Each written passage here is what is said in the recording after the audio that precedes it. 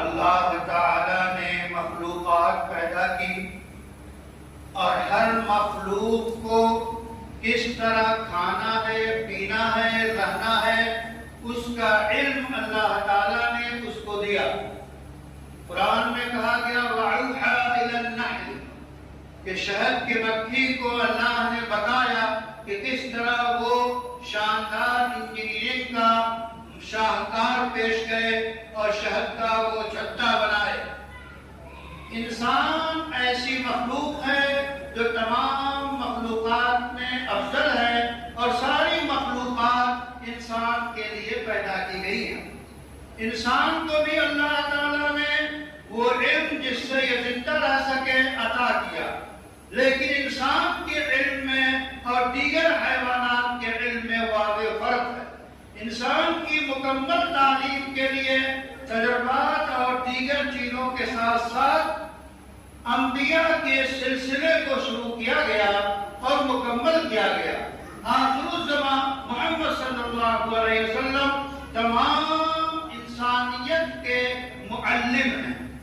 آپ نے جو تعلیم دی ہے وہ انسان کا رشتہ رحمان سے جوڑنے کے لیے، انسان کچھ بھی کرتا ہو، کوئی بھی علم حاصل کرتا ہو، تجربہ کرتا ہو، کمائی کرتا ہو، تجارت کرتا ہو، جو کچھ اس دنیا میں رہنے کے لیے ضرورت کے سامان کرتا ہو، ان سب کو اگر اللہ کے نام سے کرتا ہے تو وہ ساری چیزیں عبادت بن جاتی ہیں۔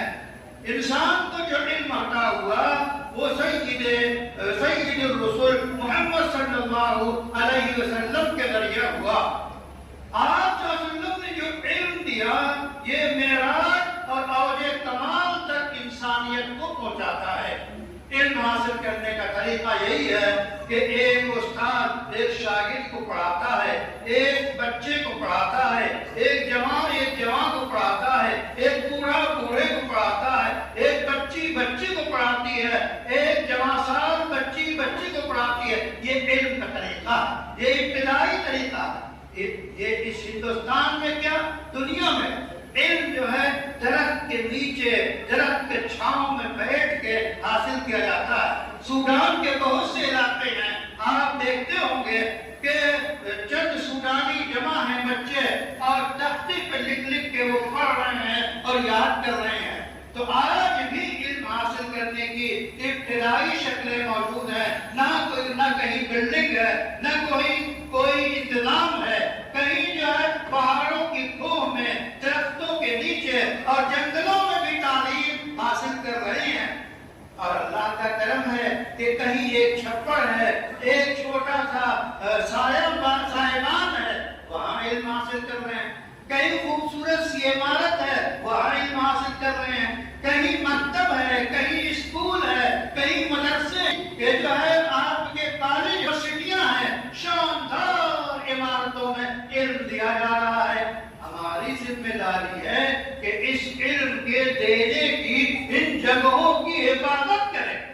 اگر ایک کمرہ ہے تو اور خوبصورت بنائیں، 2 کمرے بنائیں، 3 کمرے بنائیں، بلڈنگیں بنائیں تاکہ تعلیم عام ہو، بیٹی بھی پڑھے، بیٹا بھی پڑھے اور ہندوستان ترقی کرے۔ اس واسطے ہمارے فرائض میں سے ہے کہ ہر جگہ ہم تعلیم گاہ قائم کریں، تعلیم کے لیے کوشش کریں، وہاں بلڈنگیں بنائیں، عمارتیں بنائیں، بنائی ہوئی عمارتوں کو بچانے، محفوظ رکھنے کے سارے دستوری طریقے حاصل کریں۔ کہیں ایسا نہ ہو کہ بنی بنائی عمارت کو سکنڈوں میں جو ہے ڈھا دیا جائے۔ کون سا فلسفہ ہے یہ؟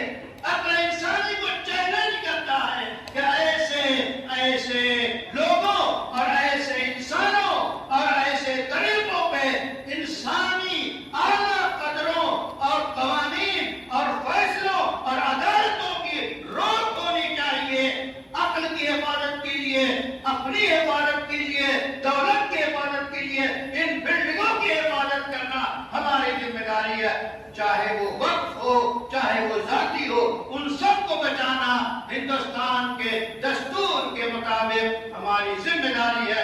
اللہ سے دعا ہے